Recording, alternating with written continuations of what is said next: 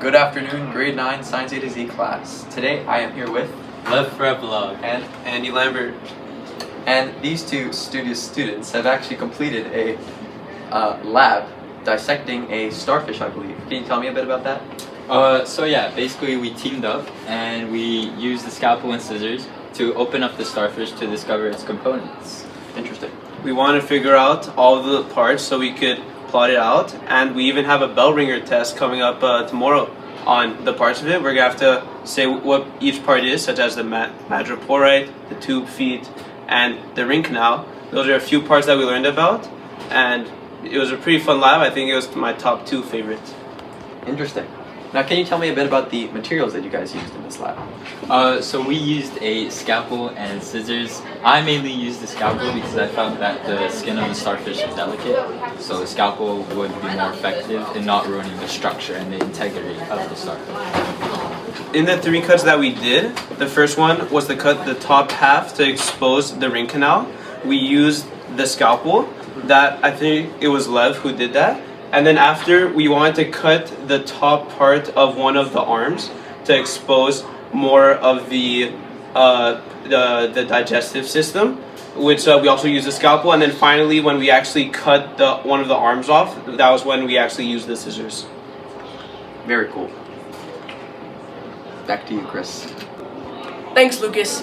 Today we witnessed an interview with interviewer Lucas Elias interviewing 2 high school students, namely Lev Prepolov and Andy Lambert.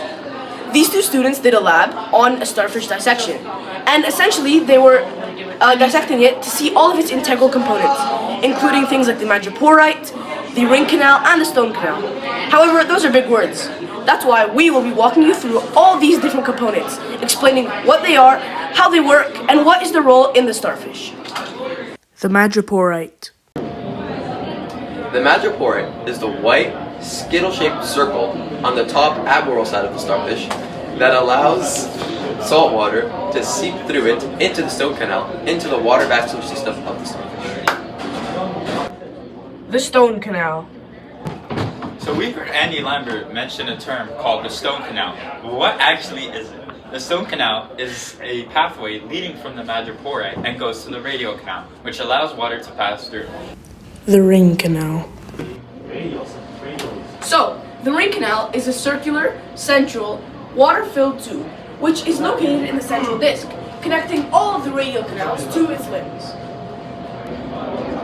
Did you know the starfish moves on the oral side? It has thousands of tube feet that are powered by a water vascular system, where water from the ampullae that they got from the ocean through the madreporite, the ampullae contracts, pushing water into the tube feet, making it contract, pushing the ground under it backwards. And then after they've taken the step, the ampullae opens up, letting back out the water, letting it come back up the 2 feet, ready again to be contracted to push again, and over time, slowly moving the starfish forward.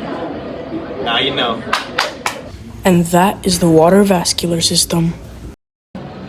Interestingly enough, we actually do not know much about how the hemo system works. We're not sure about how there's a heartless body system that supplies nutrients, still allowing them to move, survive, eat, and they don't even have a brain. Starfish consumes its food by pushing its stomach out of the mouth on the oral side.